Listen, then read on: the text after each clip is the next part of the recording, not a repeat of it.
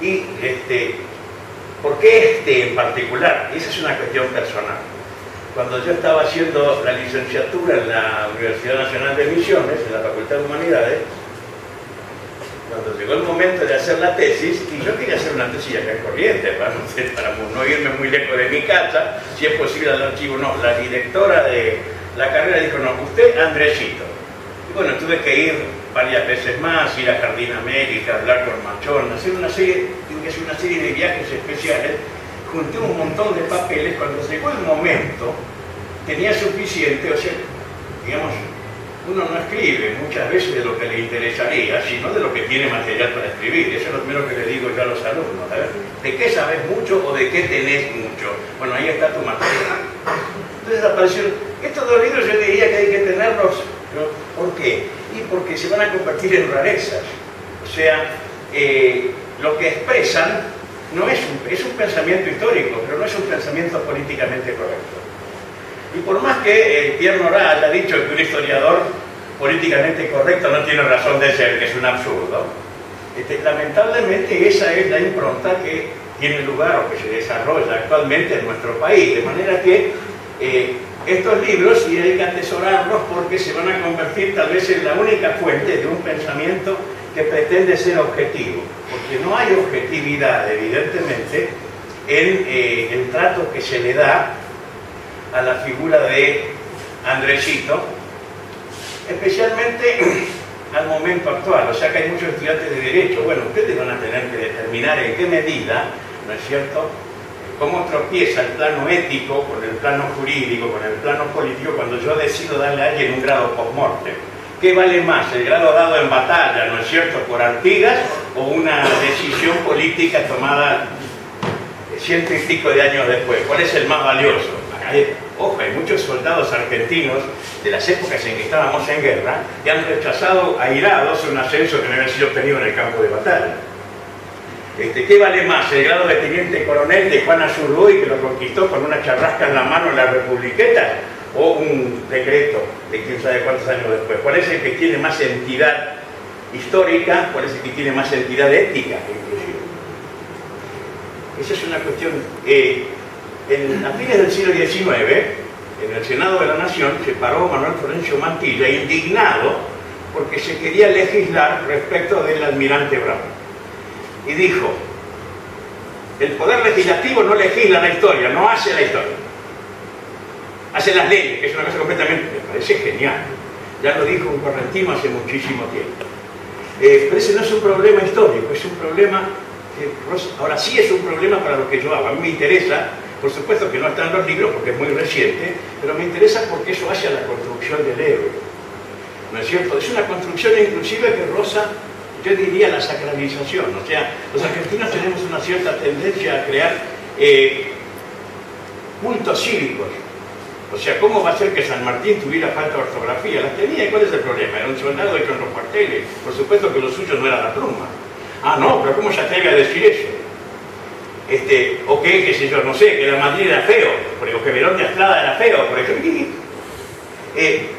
Pero hacemos un culto, ¿no es cierto? Lo que yo llamo la historia caramelo, una historia de vidrio de colores, ¿no es cierto?, de cristal, que es impoluta, que no se la debe tocar. Todas las mujeres eran vírgenes maravillosas, todos los hombres héroes, eran seres humanos comunes y corrientes. Dentro de esa construcción heroica es interesante, pues esta es fácil porque la estamos viendo cómo se hace. Por eso me interesa. Este libro trataba de una cuestión. Este otro era un capítulo. ¿Qué pensaba cuando me di cuenta de que había tanto para hablar y tantos historiadores diferentes? Bueno, quedó para hacerlo como libro aparte. ¿Qué es lo que trata? Acá se analiza lo que yo llamo la leyenda blanca y la leyenda negra. O sea, los que hablan mal, ¿qué dicen y por qué lo dicen? Los que hablan bien, ¿qué dicen y por qué lo dicen? Yo creo que voy a leer algunos pedacitos de la introducción, porque hay otra cuestión que me parece importante. ¿De dónde salió este tema de los indios? Porque de repente, de buenas a primeras, hace unos años que, cayeron de la nada los indios como una preocupación central. Yo voy a leer lo que saqué de una obra que publicó la Biblioteca Nacional no hace mucho tiempo, ¿no es cierto?, que dice lo siguiente. O sea, cuando se cayó el muro de Berlín, va a aparecer un indigenismo gramsciano. O sea, Gramsci, ¿no es cierto?, el que dice que hay que penetrar por la cultura a través de la voluntad de una sociedad para cooptarlo. Entonces cae el socialismo real. Y bueno, según Guillermo David, que es el que hace el prólogo de una obra que se llama Calfucurá, la conquista de las Pampas, que es de Álvaro Jung, que la publicó la Biblioteca Nacional, y el que lo avala al que hace el prólogo es González, el director de la biblioteca. Él dice lo siguiente, que en la década del 90 las izquierdas descubrieron que era mucho más coherente hablar en América de lucha de etnias que de contienda de clases. En vez de hablar de ricos y pobres o de patrones y obreros, porque ese era un pensamiento clasista, también un pensamiento burgués, era mucho más coherente referirse a los que realmente estaban marginados, desplazados, que eran los indios. Y ahí aparece otra de las primeras cuestiones interesantes a analizar. Pueblos originarios. Claro, la palabra originario es la más chapa, ¿no es cierto?, que decir primeros pobladores. Pero todos sabemos que el hombre no es originario de América. El hombre es originario del Asia. Cualquiera que haya leído a Rica, ¿no es cierto?, a Rivet, la teoría más elemental respecto al poblamiento americano deja claro de que el hombre no es originario de América. Por lo tanto, el término correcto sería primeros pobladores. Sin embargo, tanto repetirlo, todo el mundo hoy está convencido y habla de los pobladores originarios. Porque hay otra cuestión más también que está vinculada con el derecho de propiedad. La idea de propiedad de la tierra es una idea que obviamente no la tenían los pobladores originarios, que eran transhumantes y iban atrás de la caza y de la pesca. Cuando se acababa la caza y la pesca, o habían rozado el terreno, no podían seguir cultivando, se iban. Entonces, pero es una idea posterior, porque hay otro problema, que es la aplicación de los anacronismos psicológicos a la historia. ¿Qué es un anacronismo psicológico? Es aplicarle al pasado una idea del presente. Yo siempre doy el mismo ejemplo cuando explico esto con mis alumnos. Cuando yo tenía 14 años, mi hermana tenía 15, un día mamá abre la puerta y la ve, estaba dándole un beso en la boca al novio. A él lo echó a patadas, ella la agarró del pelo, la metió adentro, la llevó abajo de la ducha, la empapó bien, después se fue al fondo y con la viruta con la que se rasqueteaba el parque, hasta que le dejó que parecía un tapir la boca. Pero eso era cuando yo tenía 14 años. Ahora que tengo 67, digamos, las relaciones cercanas de mis alumnos de las mismas edades son completamente diferentes. Por ahí me ha pasado en el Colegio Figuerero preguntarle a un alumno de 14 años, ¿qué te pasa? ¿Que estás tan inquieta hoy? No, profe, que debuté anoche. Perdónenme, yo soy... Pero es una realidad, es un anacronismo psicológico. No puedo. Mi bisabuela le decía a mi hermana, nena, no te pongas al sol, te vas a poner toda negrita, tienes que tomar baños de luna. Y si eso será para la época romántica, ¿no es cierto? Esas que eran todas con un pañuelo, media tuberculosa, alargando sangre como Amalia Gautier y con una piel de color de lirio, pero hoy en día a las mujeres les gusta ponerse así. No puedo aplicarle al pasado las ideas del presente. Y eso es válido en todo sentido. Y sino porque la soberanía es un concepto posterior adherido al Estado-Nación, no a esta época. ¿Qué es lo que defendía realmente Andresito y las misiones de las que él quería recuperar los 7 pueblitos orientales que estaban del otro lado del río? Eso era básicamente su objetivo. ¿Contra quién peleaba? Tampoco contra los portugueses. Peleaba contra otros indios guaraníes a los que pagaban los portugueses. Yo me tomé el trabajo de hacer una exégesis cuidadosa de todas las unidades militares portuguesas que luchaban contra Andresito, salvo una pequeña fracción de riograndenses que andaban por allí. El resto eran todas unidades militares conformadas por indios guaraníes. Hasta los oficiales eran indios guaraníes. Es más, en Tacuarembó, los que los derrotan a la torre, que era el Guardián de Artigas, ¿quiénes son? Los indios guaraníes, que se le habían dado vueltas por un problema de raciones y qué sé yo. Justamente uno de los principales títulos que tiene Andresito, para que lo consideremos, es su lealtad, hasta el final, ¿no es cierto?, como seguidor de Artigas. Más todavía los negros, que todos lo seguían. Los indios fueron cambiando según su conveniencia. No es ni bueno ni malo, es una realidad. Hay otra cosa que quiero señalar también, porque es repetitiva, que es una cosa interesante. Estos indios no son como los calfucuraches ¿no es cierto? Hoy estaba leyendo alguien que se quejaba de que era despectivo decir que Calfucurá era un indio chileno. Lo decía él decía siempre, yo soy un indio chileno. Cada vez que le hacía falta lo llamaba Reuque Curá, que era el hermano, y Reuque venía con 4.000 o 4.500 indios y entre los dos masacraban y llevaban de todo. Las mujeres, las que no les gustaban para dejarlas en los toldos, para sus harenes, las llevaban a Valdivia junto con los chicos y lo vendían, los hombres lo mataban. Esos indios no tienen nada que ver con los guaraníes misioneros, que eran indios cristianizados, profundamente católicos, hasta el punto de que Mantilla los desprecia por eso. Como es que dice algún autor, bueno solamente para llevar santitos, lo primero que haya registro cuando llega a Corrientes es escuchar misa. Eso nunca figura en determinadas publicaciones. Esa es una cosa cuidadosamente omitida. Y otra cuestión que creo que vale la pena remarcar es el problema de la conspiración del silencio. Cuando se dice, porque esta es una historia que siempre... Hoy escuché un discurso que me dejó patidifuso, porque alguien dijo que él confiaba en la historia no escrita. A mí me han enseñado que la historia empezaba con la escritura. Todo lo demás es la prehistoria, o sea que, en fin. Pero son conceptos. El tema del silencio. No es cierto. Ya empezando por Quesada, cuando escribe la relación de armas de la provincia de Corrientes, en 1675, ya habla de Andresito. El primero que descubre el apellido y que lo pone con todas las letras es Mitre. No hay ningún historiador en algún momento que lo haya omitido. Lo que sí es cierto es que no lo consideraban bien, obviamente, lo criticaban, lo veían mal.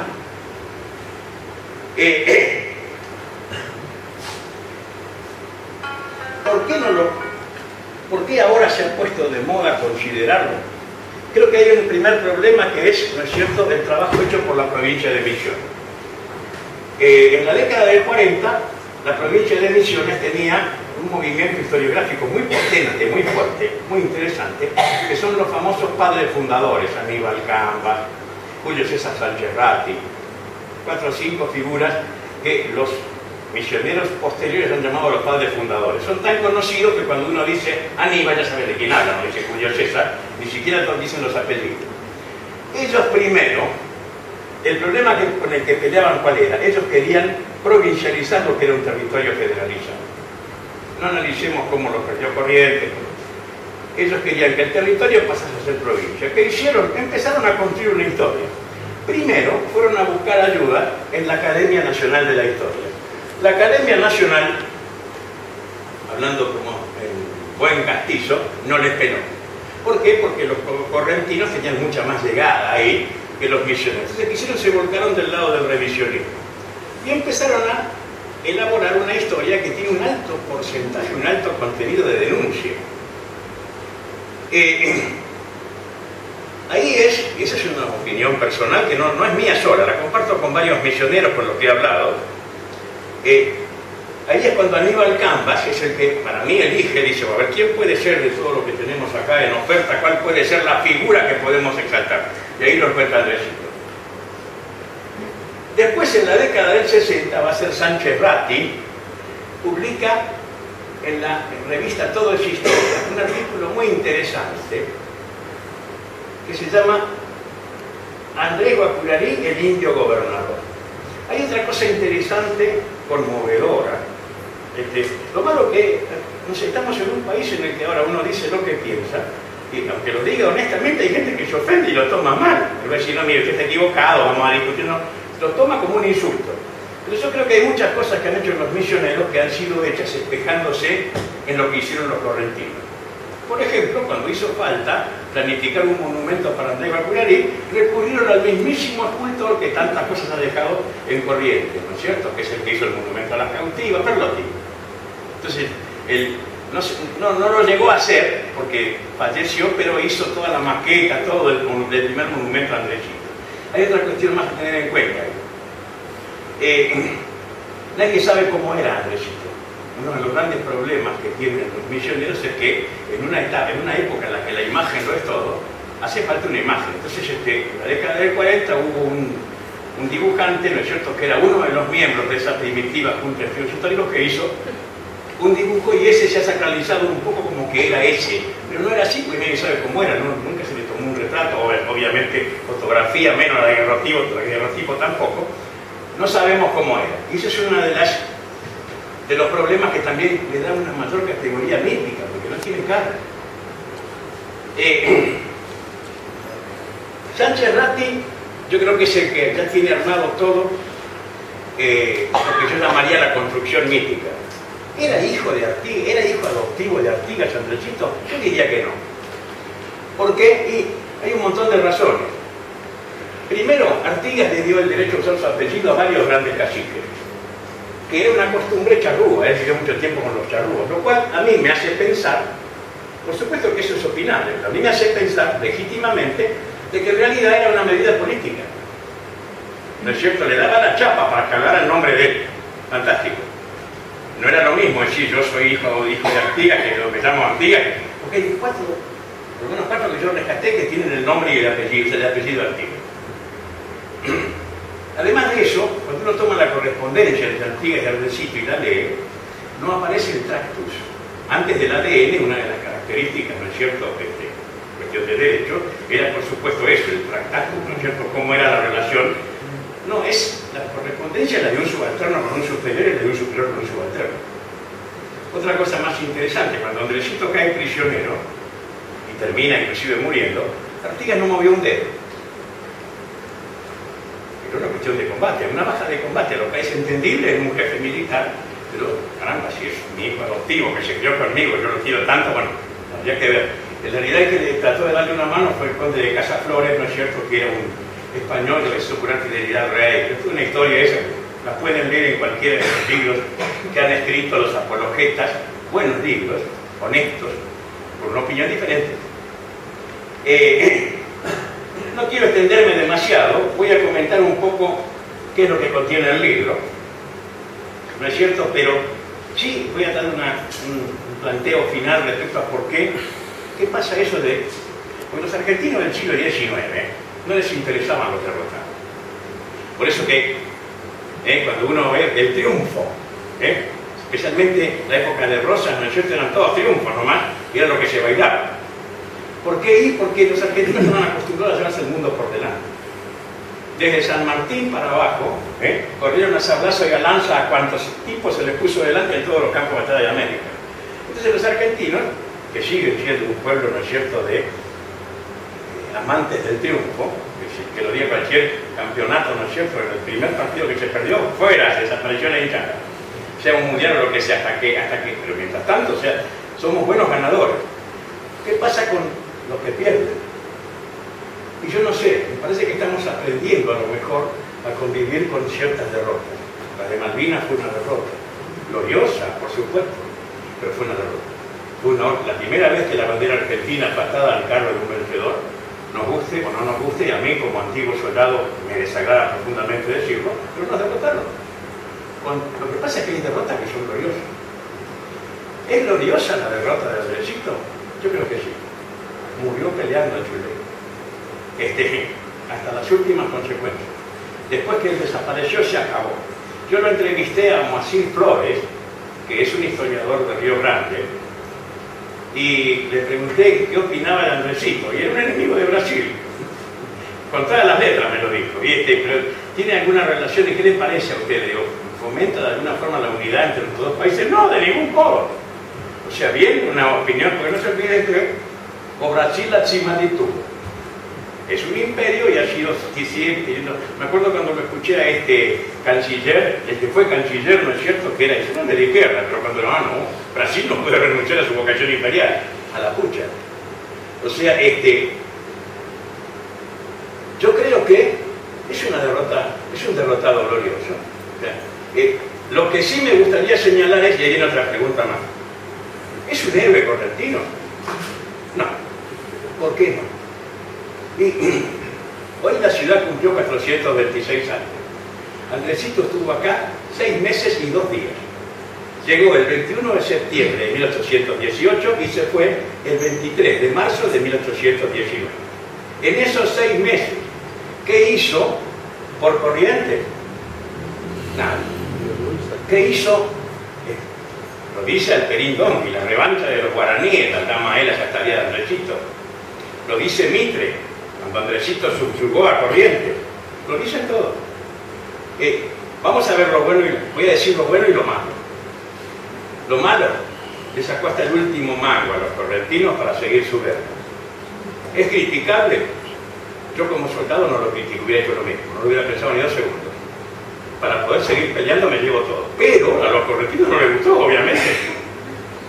En vez de un secacor, lo que utilizó fueron lanzas. No se hizo una casa, no se compró un yate, no compró un casino, ni un hotel, no. Lo que hizo fue prepararse para seguir guerreando. Le dio de comer a sus soldados, engordó sus caballos, se recuperó para poder seguir la guerra. Pero era una guerra que era de los correntinos, no. Es una guerra que, si me preguntan a mí, ¿usted cómo la siento legítima? Pero no los correntinos de esa época, acuérdense, el anacronismo psicológico. Lo veían como que los metían en un problema que no era de ellos. Lamentablemente, y aclaro, yo soy artiguista, a mí me gusta Artigas, me parece un héroe sumamente puro, con sus más y sus menos. Pero los correntinos nunca lo aceptaron, hasta el punto que siempre estuvo acá sostenido por las lanzas. Cuando Andresito se va, tuvo que dejar lanzas para que le cuidaran al que estaba a mente, porque si no le iban a echar de vuelta. ¿Qué más hizo? Y de vez hubo unas cuantas borracheras, porque parece que tenía un problema con el alcohol. Algunas laseadas, unas buenas paleadas. Sacó a la Clem a trabajar pintándola en una plaza con las manos, que los ofendió muchísimo para la época, era un insulto tremendo. Llevó a las mujeres a bailar en un baile con sus oficiales, cosa que los ofendió muchísimo también. Y eso es todo. Todo lo demás que se pueda decir, te cuento. Vamos a lo bueno. Un ejército de ocupación, 6 meses, de una raza diferente, no hubo una sola violación. Hubo un solo robo, un pañuelo robaron, y lo encontraron, y a ese que le había robado le pegaron una paliza jefe, como estilaban, ¿no es cierto?, según los modus operandi de las misiones jesuíticas. Garrote, laseada y sablazo. Me parece que es un balance que hay que estudiarlo, ¿no es cierto? Por eso cuando uno habla de leyenda negra, leyenda blanca, muy brevemente. Ferré es el primero que habla, y habla mal, pero no da ninguna prueba, no hay ningún documento, y dicen que, todos dicen que históricamente no tiene ningún valor. Él dice lo que siente, pero no tiene elementos de prueba para probar. Vicente Quesada es bastante objetivo, ¿no es cierto?, respecto a lo que dice, cuando relata muy sucintamente lo que pasó, ¿no es cierto?, en lo que él considera que es una invasión. Después viene el problema de Misiones. En el año 1881, Corrientes arma una comisión para tratar de demostrar que tiene derecho al territorio misionero. ¿Por qué? Porque había un agente provocador que había mandado Roca, llamado Mardoqueo Navarro, que había escrito un libro muy duro contra Corrientes. Manejaba la aduana en Misiones. Hoy en día está considerado un protohistoriador misionero. Esa comisión, que la componen gente importante, ¿no es cierto?, Alsina, Ramón Contreras, Lisandro Segovia, lo rescata a Andresito, ya lo pinta como le conviene, ¿no es cierto? Lo que uno lee en ese estudio que hicieron, lo pone como un luchador en función de las libertades, ¿no es cierto?, de la búsqueda de la emancipación. Es un Andresito diferente dentro de lo que es Corrientes. Después viene Mitre. Mitre es el que averigua el apellido, lo trata muy objetivamente, por supuesto que dice que no le pone 10 puntos, se habla en contra, pero comenta todo. Inclusive Mitre dice que es hijo adoptivo de Artigas, él pensaba que es correcto.